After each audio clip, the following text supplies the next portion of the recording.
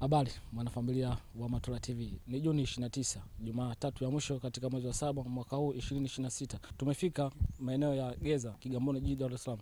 Jambo kubwa lililofanya tufike hapa ni kutaka kufahamu machache kuelekea tarehe 4 ya mwezi wa 7 2026. Katika familia hii ya Mr. Nurdin, mambo makubwa mawili yanaenda kutokea katika familia hii, ambapo Mr. Nurdin anatimiza miaka 15 kazini. Lakini pia tarehe hiyo hiyo 4 ya mwezi wa 7 2026, jambo lingine linaloenda kutokea ni kijana wake mpendwa wa kiume anaenda kumfanyia hakika ambayo ni kila mtoto anazaliwa katika dini ya Kiislamu na katika sheria za Kiislamu, basi inapaswa afanyiwe hakika. Kila kitu kitakuwa live kupitia channel ya kupendwa ya Matola TV. Matola TV, ulipo tupo. Tayari crew nzima ya Matola TV imeshafika ndani katika nyumba ya familia hii ya Mr. and Mrs. Nurdin.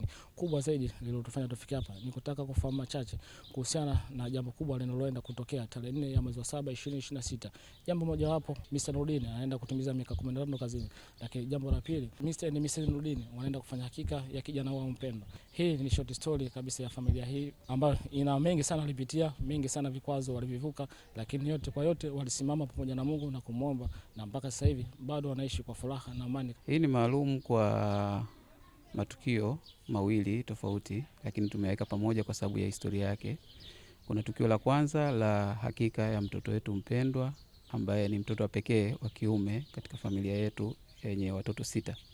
Kwa hiyo kwetu sisi ni siku adhimu sana. Lakini tukio la pili ndani ya siku hiyo ni tukio la mimi mwenyewe kutimiza miaka 15 kazini. Kwa maana ni mwajiliwa wa shirika la umeme Tanzania TANESCO kwa miaka 15. Kila kazi ina changamoto. Changamoto zipi ambazo ulizipitia kazini mpaka leo hii inabaki kwa historia kwako?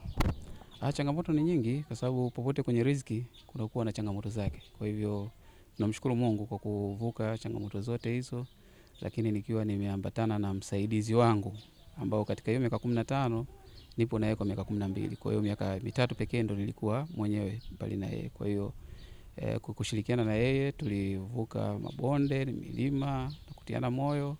Kwa hivyo tunamshukuru Mungu. Kazi ni kweli ilikuwa ndani ya ndoto yangu, na hata wakati nafanya mtihani wa kidato cha 4 kuna fomu zile tunajaza inaitwa TSM9. Mimi nilichagua first priority niende college ya electrical engineering, na bahati nzuri ilitokea hivyo. Kwa maana nilikuwa directly selected kwenda Mbeya. Kipindi kile ilikuwa inaitwa MIST, Mbeya Institute of Science and Technology, lakini kwa sasa hivi imekuwa ni University, Mbeya University of Science and Technology.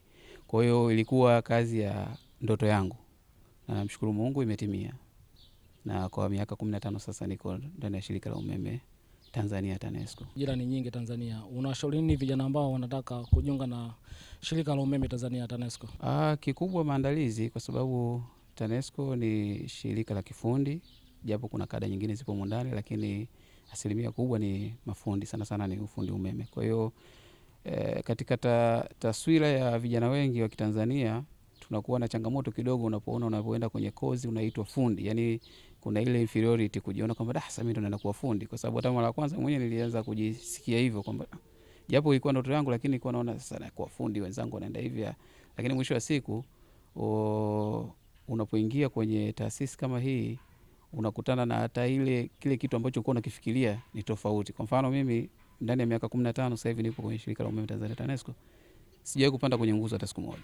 Lakini taswira iliyopo kwamba kwa hiyo mimi nikapande nguzo, yani ni kitu tu ambacho tunajiwekea kwenye akili yetu. Kwa hiyo vijana tujiandae, kwa maana hasa sisi watu wa hali ya chini kidogo, hizi kada za kifundi zinatulea sana, kwa sababu inaweza kukulea ndani ya taasisi kama hivi umeajiliwa, lakini hata ukiwa mtaani bado inaweza kukutunza. Miaka 15 kazini, Mr. ni mtu aina gani?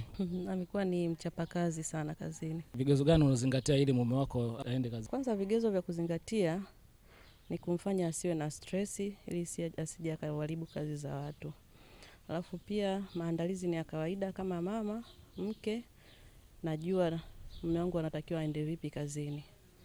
Kwa hiyo maandalizi ni ya kawaida, ni lazima awe smart anapoenda ofisini kwake, na pia kumfanya kuwa comfortable zaidi. Katika miaka 12 ambayo nipo nayo, kitu ambacho nakikumbuka kuhusu kazi zake, mambo ni mengi, lakini changamoto tu zile za hapa na pale za kazini kwake kuamka saa 8 ya usiku, saa nyingine anapigiwa simu usiku, inabidi aende akapambane usiku. Muda mwingine mvua zinanyesha, lakini inabidi atoke aende kazini akapambane. Kwa hiyo vitu ni vingi sana ambavyo navikumbuka kuhusu yeye, masuala yake ya kazini. Simu ni nyingi sana za usiku, una uhakika kweli anaenda kazini au ndo zile simu zetu? Nina imani kwamba anaenda kazini, kwa sababu simu ambazo unasema wewe, zile simu zetu haiwezi kapigwa saa 8 usiku. Mume wangu mimi namwamini, kama atataka kufanya atafanya hata mchana, lakini naamini kwamba simu zote anazopigiwa ni za kazini, naamini kazini. Mr. Nurdin, ukipata bahati ya kumzungumzia mkeo utamzungumziaje?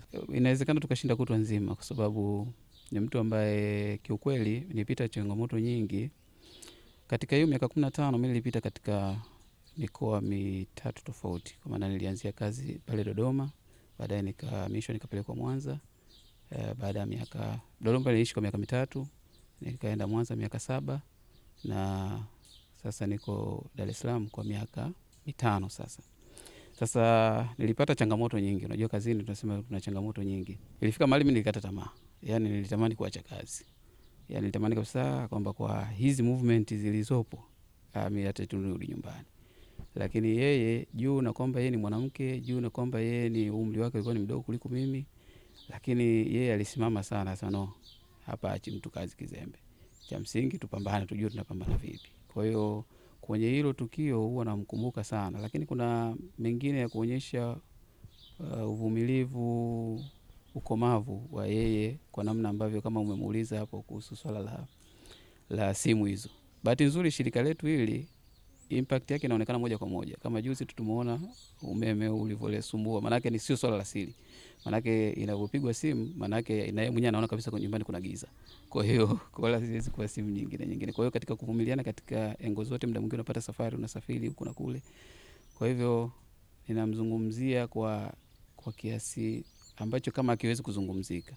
Ni mwanamke ambaye kiukweli anastahili kuwepo kwenye hiyo position na kumheshimu sana katika nafasi hii kwa kipindi chote hicho. Ukiwa kama mama, Mr. Nurdin aliishi nje ya Dar es Salaam kwa miaka kadhaa. Ukiwa kama mama uliweza vipi kuhimili familia? Niliweza kama mama, kama mke wa Nurdin, niliweza. Kwa sababu najua tunapambania kesho yetu, kesho ya watoto wetu. Hivyo kikubwa kuwa na imani na mwenza wako. Naamini kila mtu ataweza. Mume wangu anapohamishwa kikazi, huwa sikai muda mrefu sana mbali na yeye. Anatangulia, anaenda anaripoti sehemu ambayo amepangiwa, na baada ya muda mfupi na mimi pia nahama na familia. Lakini kuna zile safari za hapo kwa hapo, unakuta kwa mfano labda anatakiwa aende Bagamoyo kikazi, aende Arusha, aende wapi Mwanza wapi. Zile zenyewe hamna shida. Anaenda, baada ya muda anarudi, maisha yanaendelea. Ukiwa kama mama, nini hasa unazingatia ili familia ibaki katika mazingira salama? Kikubwa ninachozingatia usimamizi wa majukumu yangu kama kawaida, kama mama, kama mke.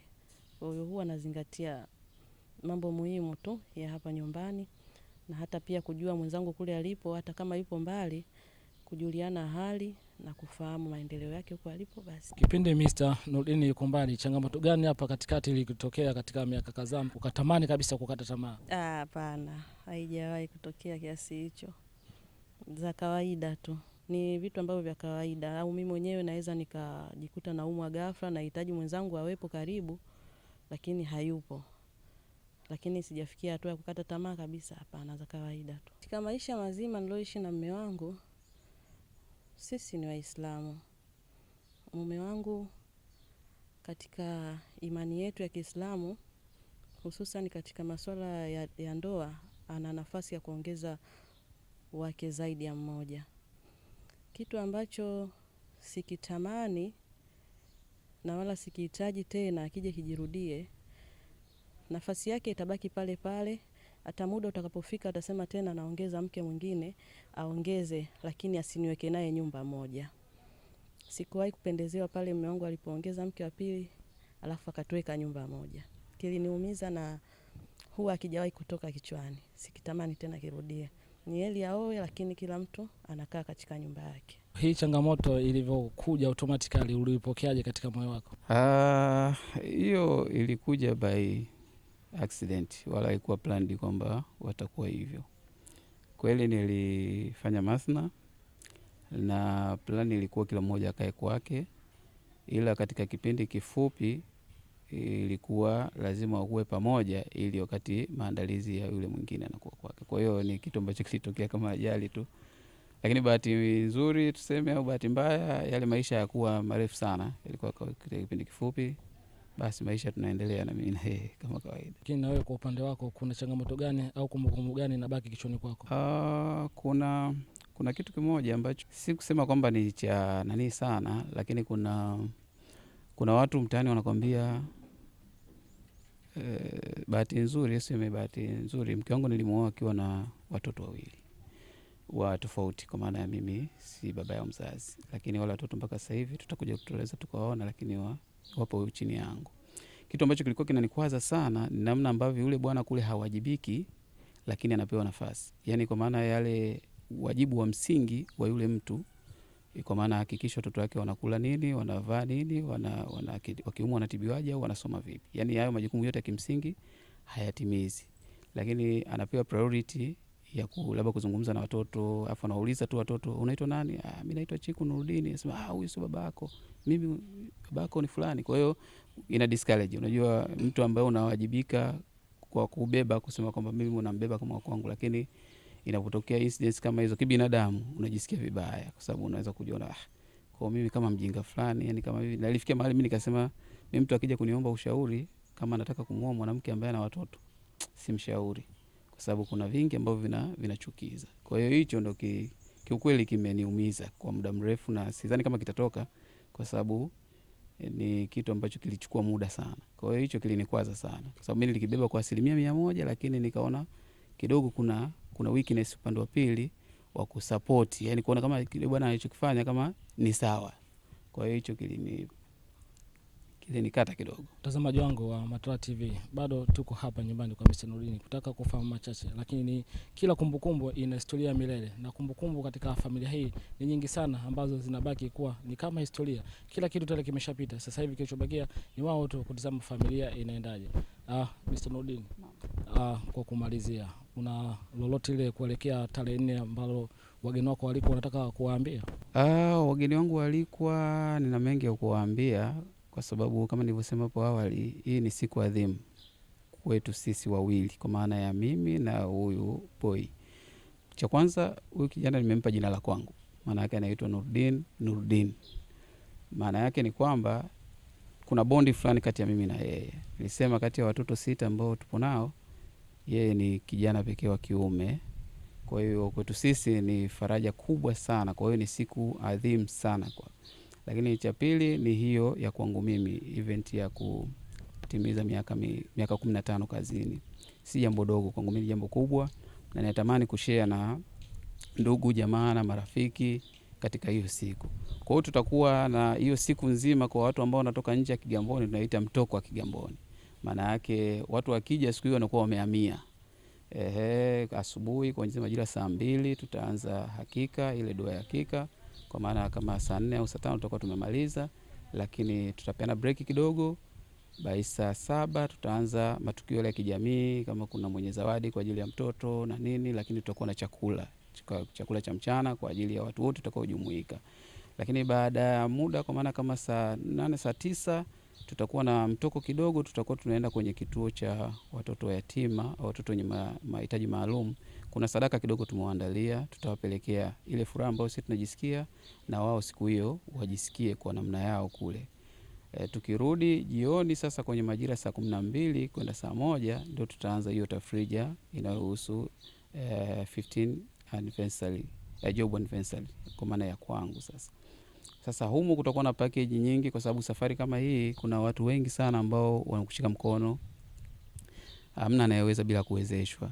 Tutakuwa na token of appreciations, kwa maana kuna watu ambao mimi walinishika mkono kuanzia shule na kuja kazini, kunitia moyo, kuna support. Unajua kuna muda mwingine wakati una fight unaweza kujikuta kama dunia iko peke yako, lakini anaweza kutokea mtu from nowhere, mjazaliwa pamoja, mjatokea mkoa mmoja, lakini akakushika mkono mpaka ukahisi kwamba yani huyo mtu ni wa tofauti sana. Kwa hiyo tuna tokens of appreciations katika siku hiyo.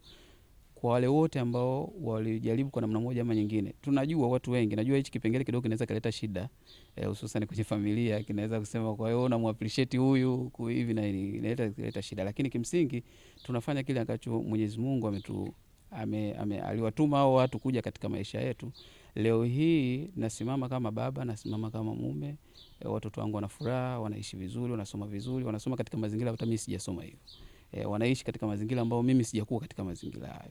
Lakini kuna mtu mmoja au watu wawili walijaribu kunishika mkono, kunisogeza sehemu fulani, ati safari ikaanzia pale.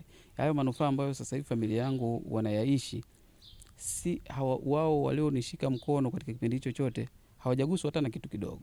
Kwa mimi siwezi kusema nitawalipa kile kitu walichokifanya kwangu, lakini walau na mimi nitaacha alama kwenye kumbukumbu ya maisha yao. Hata akiona tu kitu kadogo atasema hiki alinipa Nurdin, lakini ali appreciate kile kitu ambacho nilikifanya miaka 20, miaka 18 ngapi huko nyuma. Sababu kuna watu walinishika mkono tangia niko shule mpaka naingia kazini. Yaani mpaka naenda kufanya interview ya kazi.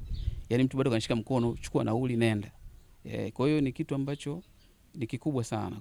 Kwa hiyo siku mimi kwangu mimi ni siku kubwa sana. Na tumejaliwa hii shughuli tutaifanya ni sisi wenyewe, hatujachangisha. Sio kwamba hatujachangisha kwa maana tuna uwezo sana, hapana. Hatujachangisha kwa sababu tunataka tufanye kile kitu ambacho wao na wao pia wao appreciated, kwamba tunaenda kwenye event ambayo wao wenyewe wamejishika mkono kwenye kile kidogo tu walichonacho. Hata kama mtu atakula kipande kidogo cha nyama, yani amini kwamba hiyo ndo sadaka yetu na sisi kwa siku hiyo. Kwa hiyo tunataka tuwakere watu wengine, tuanze kwamba jamani kuna michango hapa, nataka tufanye hivi. Inawezekana wengine tukanuniana. Kwa hiyo tumesema tufanye kwa kadri Mwenyezi Mungu alivyotujalia, basi tutafanya kile ambacho Mwenyezi Mungu atujalia. Lakini tunatamani sana siku hiyo kutakuwa na mgeni rasmi, kutakuwa na mgeni maalum na kutakuwa na mgeni mashuhuri. Tutakuwa na kijana wetu hapa anaitwa Ibra Class, ambaye yeye kama tutaleta vurugu hapa ngumi zitatembea kama ulinzi tu. Lakini just kidding, sio kama tunakuwa tunacheza ngumi siku hiyo. Kwa hiyo ni siku adhimu sana kwetu. Tutajumuika hapa ndugu, jamaa na marafiki, wafanyakazi wenzangu, familia kama hivi tunaona wengine washaanza kuingia kuanzia kesho, wengine wanakuja kutoka Dodoma. Ijumaa familia yangu sasa ndio itashuka, wanaoishi maeneo tofauti tofauti ya Dar es Salaam kwa sababu tukio linaanza asubuhi, kwa hiyo watakuja kulala hapa. Kwa hiyo hivyo tu watu wote watakaopata taarifa hii wajue kwamba kuna event ambayo si ya kawaida kwetu sisi. Yaani tumeiandaa katika namna yake kidogo. Jambo ni kubwa sana kuelekea tarehe 4 ya mwezi wa 7 2026. Naambia wageni wako walipo. Nawakaribisha, tunawapenda na ndio maana tumewathamini kuwashirikisha kwenye jambo letu. Nawakaribisha sana. Karibuni. Watazamaji wangu wa Matola TV, tayari ratiba kamili kuelekea tarehe 4 ya mwezi wa 7 2026 imeshatoka. Kikubwa zaidi kinachohitajika hapa ni wewe tu kusogea katika maeneo ya Geza Kigamboni jijini Dar es Salaam, kujumuika na familia hii ya Mr. and Mrs. Nurdin katika kutimiza miaka 15 ya kazi, lakini pia katika hakika ya kijana wao mpendwa Mr. Nurdin ambaye ameamua kumpa jina lake ambaye anaitwa Nurdin. Baki hapa na hii ni Matola TV. Jumatatu ya Juni 29, 2026 ni Jumatatu ya mwisho katika mwezi huu wa 7 2026. Tupo ndani ya familia hii ya Mr. Nurdin. Jambo kubwa lilofanya tufike hapa ni kutaka kufahamu machache katika familia hii, ambapo tarehe 4 ya mwezi wa 7 2026 Mr. Nurdin anaenda kutimiza miaka 15 ya kazini kwake, lakini kubwa zaidi tarehe hiyo 4 ya mwezi wa 7 2026 Mr. Nurdin anaenda kufanya hakika kijana wake mpendwa ambaye amempa jina la Nurdin. Lakini kubwa zaidi la kufurahisha katika familia hii, wamepata watoto 6, lakini ndani ya watoto 6 wote 5 ni wa kike na mmoja tu ndio amebarikiwa kupata mtoto wa kiume.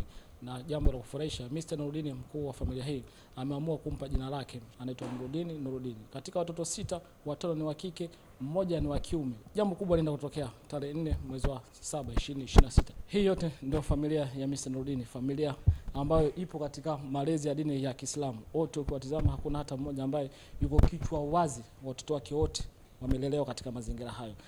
Kila Muislamu anapenda kuwa na familia kama hii inayompendeza Mwenyezi Mungu. Na hisi huyu ndio binti wa kwanza katika uzao wa Mr. Nurdin. Wapo kiprotoko kabisa. Asalamu alaykum. Wa alaykum salaam wa rahmatullahi wa barakatuh. Watazamaji wangu wa Matola TV wanataka kufahamu. Kwa majina naitwa Zamda Nurdin Mali. Umekuwa binti wa kwanza katika familia hii ya watoto 6. Unajisikiaje katika moyo wako? Najisikia furaha na amani kuwa mtoto wa kwanza katika familia hii. Kwani ni familia ambayo yenye upendo na malezi mazuri na yenye na malezi ambayo tunalelewa malezi mazuri yenye kufuata sheria za Mwenyezi Mungu.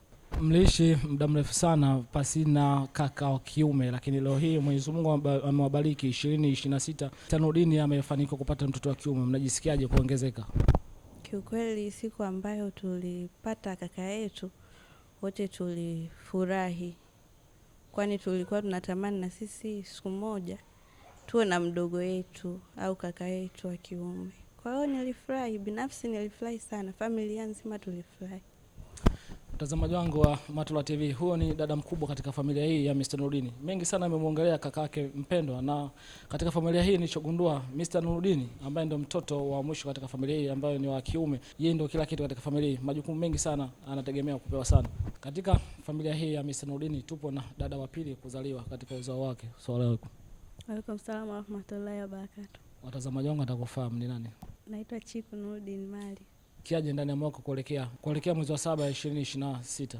Najisikia vizuri sana. Mliishi muda mrefu sana pasina kaka. Leo hii Mwenyezi Mungu amewabariki mmepata kaka. Mnajisikiaje? Nilifurahi sana kupata mdogo wangu wa kiume. Namshukuru Mungu. Ukiwa kama dada wa pili kuzaliwa, mtamkie neno la baraka kaka yako. Naomba Mungu ambariki, akue kwa maadili ya Kiislamu, awe na nidhamu na heshima. Bado tupo ndani ya familia hii kupata maneno mazuri kuelekea tarehe 4 ya mwezi wa 7 2026. Tupo na dada watatu kuzaliwa katika uzao wa Mr. and Mrs. Nurdin. Assalamu alaykum. Wa alaykum salaam wa rahmatullahi wa barakatuh. Hongera sana kupendeza. Asante. Unajisikiaje kupata kaka wa kiume? Najisikia furaha sana, nilikuwa namuomba Mungu kila siku babangu abariki mtoto wa kiume na sisi tuwe na kaka. Umepata bahati mpaka leo hii ya kuwa na wazazi wako wote wawili, lakini katika hao wawili kuna mmoja ni chaguo lako. Yupi sana unampenda? Mama. Kwa nini? Nampenda jinsi alivyo, anavyonitekea kila kitu kuhusu yeye na kipenda. Baba mkali? Sio mkali, lakini chaguo la moyo wangu ni mama. Kila mtoto ana chaguo lake, na hili linajizilisha katika familia hii ya Mr. and Mrs. Nurdin. Mtoto wa tatu kuzaliwa ni chaguo la mama, lakini ngoja tufanyie mahojiano mafupi. Na hisi Mr. Nurdin naye atapata kipenzi chake. Assalamu alaykum. Waalaikum salaam wa rahmatullahi wa barakatuh. Hongera sana. Ulipata bahati ya kuishi miongo kadhaa pasina kaka. Leo hii 2026 umejaliwa kupata uzao wa kiume na kaka yenu ambaye anaitwa Mr. Nurdin. Unajisikiaje? Najisikia furaha kwa sababu tulikuwa tunamuomba sana Mwenyezi Mungu tupate mdogo wetu wa kiume, kwa sababu sisi wote watano ni watoto wa kike. Kwa hiyo tulikuwa tunataka tupate mdogo wetu wa kiume. Kimwita Nurdin sawa ni kama umuita babako mzazi. Unajisikiaje ili au unalichukuliaje katika moyo wako? Yaani nachukulia kama heshima. Yeye ndo mtoto pekee wa kiume. Kwa sababu yeye ndo mtoto pekee wa kiume, kwa hiyo najisikia vizuri. Yaani amechukua jina la baba ambaye ni kiongozi wa familia. Turudi kwa dada mkubwa wa familia. Kaka ya amepewa jina la babako mzazi. Unahisi ni kwa nini? Ni kwa sababu ya upendo na yani ni vile baba jinsi alivyokuwa anatamani siku moja apate mtoto wa kiume. Kwa hiyo Mwenyezi Mungu akambariki. Kwa hiyo ni ile furaha kupitiliza na upendo kumpenda, ndio maana akaamua ampatie jina lake. Tupo na dada watano kuzaliwa katika familia hii ya uzao watoto 6. Assalamu alaykum. Waalaikum salaam wa rahmatullahi wa barakatuh. Kwa majina naitwa Nudhaifa Nurdin Mali. Unajisikiaje siku ya leo kupata ugeni kama huu? Najisikia vizuri. Una lolote la kuambia wazazi? Ndio. Nawapenda sana. Na asante kwa kunilea vizuri mpaka nipo hapa sasa hivi. Kati ya baba na mama, nani ni chaguo lako? Mimi naona wote. Kwa nini? Sababu wote walinilea vizuri kwa ushirikiano na kupendana vizuri mpaka wamenifikisha hapa leo hii.